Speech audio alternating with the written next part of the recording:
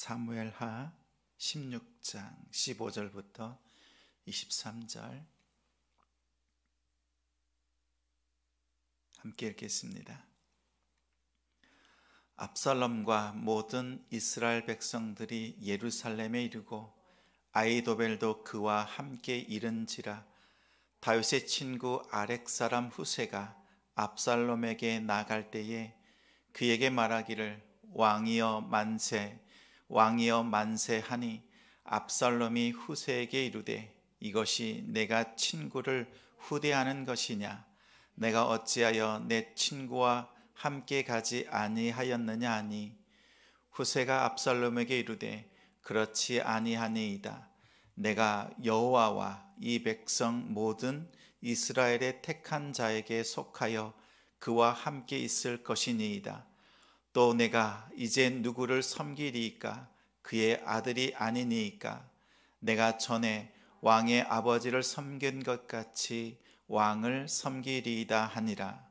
압살롬이 아히도벨에게 이르되 너는 어떻게 행할 계략을 우리에게 가르치라 하니 아히도벨이 압살롬에게 이르되 왕의 아버지가 남겨두어 왕궁을 지키게 한 후궁들과 더불어 동침하소서. 그리하면 왕께서 왕의 아버지가 미워하는 바 됨을 온 이스라엘이 들으리니 왕과 함께 있는 모든 사람의 힘이 더욱 강하여지리이다 하니라. 이에 사람들이 압살롬을 위하여 옥상에 장막을 치니 압살롬이 온 이스라엘 무리의 눈앞에서 그 아버지의 후궁들과 더불어 동침하니라. 그때에 아히도벨이 베푸는 계략은 사람이 하나님께 물어서 받은 말씀과 같은 것이라.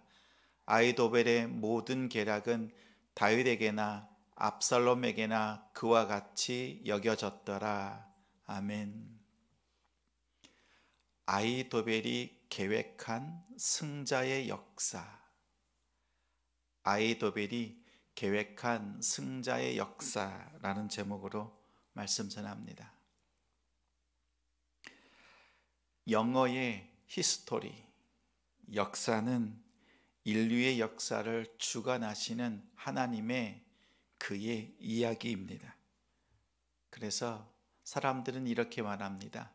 히스와 스토리, 이 두 단어의 합성어라고 말하지만 사실은 그렇지 않습니다. 히스토리의 어원은 고대 그리스어 히스토리아라는 단어입니다. 탐구, 정보들이라는 뜻입니다. 히스토리, 역사는 승자의 역사입니다. 살아남은 자, 승자가 그 기록을 남겨두는 주체가 됩니다. 승자는 당연히 자신의 입장에서 씁니다. 그렇기 때문에 객관적일 수가 없습니다. 승자의 입장에서 주관적으로 그 상황을 바라보고 자신의 생각, 자신의 해석, 자신의 입장에서 역사를 기록합니다. 이것이 역사, 히스토리입니다. 우리가 일기를 쓰는 것처럼 하루의 일을 쓸 때 그 중에서 모든 일을 쓰는 것이 아니라 의미 있는 것, 그리고 내 입장에서 뜻과 관점이 있는 것을 기록으로 남기는 것과 같습니다. 압살롬은 승리자처럼 예루살렘으로 무혈 입성했습니다. 그의 주변에는 능력자들이 몰려들었습니다. 그 중에서 아주 전략에 탁월한 아히도벨이 압살롬과 함께합니다. 그런데 그의 전략에 대해서 23절에 하나님께 기도하고 받은 말씀과 같았다. 다윗과 압살롬이 그가 내는 계략을 볼 때 하나님께서 응답해 주신, 하나님께서 가라사대 이렇게 말씀해 주신 것과 같이 여겼다라고 합니다. 그만큼 빈틈이 없고 필히 이길 수 있는 전략이었습니다. 그런데 한 가지 유의할 점은 이 아히도벨이 다윗을 버리고 압살롬 편에 섰습니다. 다윗의 모든 것을 잘 알고 있었던 모사요 전략가가 압살롬의 편에 섰습니다. 다윗의 입장에서는 엄청난 사건입니다.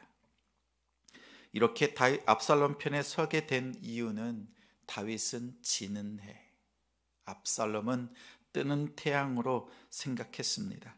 아히도벨은 강한 자가 살아남는 것이 아니라 살아남은 자가 강한 것이다 라는 인식이 그의 마음속에 있었습니다.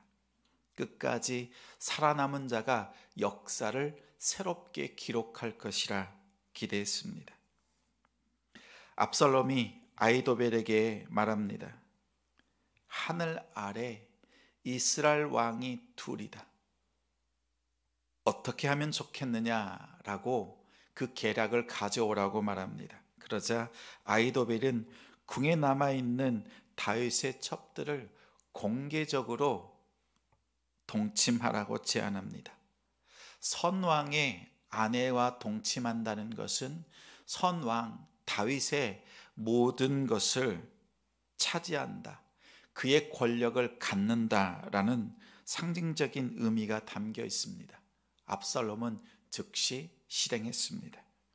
이로써 다윗과 압살롬의 관계는 이제 돌아올 수 없는 강을 건넌 적대적인 관계가 되었습니다. 압살롬의 군사들은 이제 결사적으로 싸울 수밖에 없는 상황이 되었습니다. 이토록 물러설 수 없도록 배수의 진을 치는 작전이었습니다. 가만 보면 아히도벨의 이 계략은 외부에는 압살롬이 다윗의 왕권을 승계했다는 것을 알리는 효과가 있습니다. 내부적으로는 군사들을 더욱 결속을 다질 수 있는 일석이조의 전략이었습니다. 이기기 위해서 수단과 방법을 가리지 않았습니다. 방법이나 그 과정의 옳고 그름을 따지지 않았습니다. 이기면 된다. 이기고 나면 역사는 자신들이 써가는 것이라 생각했습니다. 역사에 만약이라는 것은 없습니다. 그러나 한 가지 여기서 살펴볼 만한 부분이 있습니다. 만약 압살롬이 아니라 다윗이었다면 아히도벨의 이러한 전략에 대해서 다윗은 어떻게 했을까? 하나님이 기뻐하지 않은 악한 전략을 들었을 때 다윗은 어떻게 했겠습니까? 돌아보면 다윗은 사울을 죽일 결정적인 기회가 2번이나 있었습니다. 그때마다 하나님께서 기름 부음 받은 자를 자신의 손으로 죽일 수 없다 이렇게 말했습니다. 거절하고 살려주었습니다. 이로보건대 다윗은 아히도벨의 이러한 악한 전략을 받아들이지 않았을 것입니다. 어쩌면 아히도벨은 이러한 다윗의 성품을 알았기 때문에 다윗이 기뻐하지 않은 악한 계략을 꺼내지도 않았을 것입니다.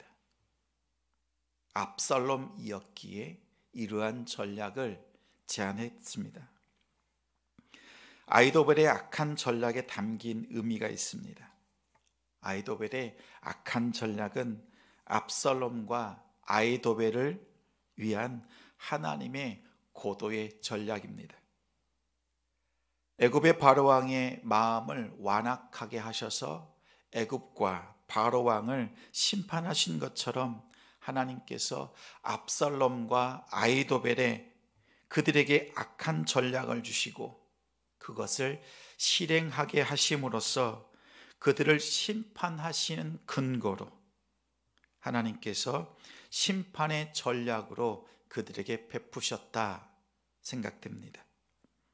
압살롬과 아히도벨은 자신들이 직접 이스라엘의 승자의 역사를 쓰기를 기대했지만 그들의 악한 전략은 하나님의 심판 전략에 일부였습니다. 나쁜 생각, 악한 계획, 하나님의 뜻에 반하는 모든 것들은 결국 부메랑이 되어서 자기 자신에게 돌아옵니다. 지금 당장은 필승 전략처럼 보입니다. 그 전략대로 착착착 진행되는 것처럼 보입니다. 술술술 풀리는 그 모습을 보면서 하나님께서 복을 주셨다, 이렇게 생각할 수도 있습니다. 그렇게 여겨집니다. 그러나 악한 일의 결국은 하나님의 심판만 남아있을 뿐입니다. 우리가 양심에, 말씀에 부딪히고 거치는 그런 생각과 방법으로도 일들이 풀려갈 때 오히려 하나님의 심판의 전략의 일부라는 사실 기억할 수 있는 성도가 되길 바랍니다. 하나님 편에서 하나님이 기뻐하시는 방법과 하나님께서 알려주시는 그 과정 중에, 인도하시는 과정 중에 있는가 살피는 지혜가 필요합니다. 아이러니하게도 히스토리, 하나님의 역사가 기록된 성경은 승자의 역사가 아닙니다. 가만 보면 패자의 역사입니다.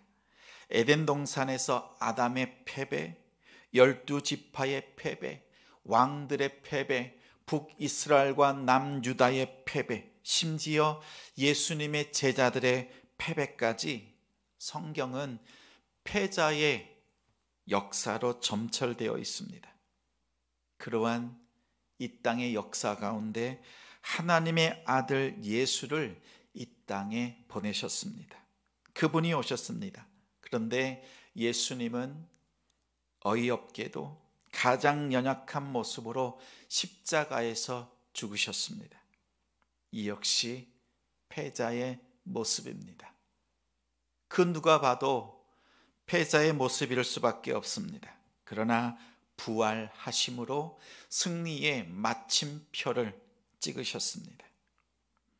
하나님의 그의 이야기인 성경은 십자가에서 죽음으로써 죄에 대한 인류의 역사, 그들의 패배를 인정하셨습니다. 그리고 용서하시고 다 사하여 주심을 통해서 예수의 죽음, 그의 이야기가 결국 승리로 이끄시는 하나님의 구원의 전략임을 선포하신 것입니다. 성경은 하나님의 이야기, 예수의 이야기입니다.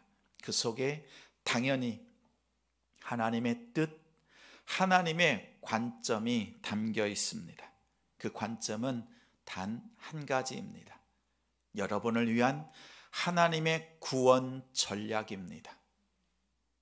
성도 여러분의 각자의 심령과 자녀와 가정과 일터, 사업장 속에 이러한 하나님의 선한 계획, 하나님의 구원의 계획이 가득합니다.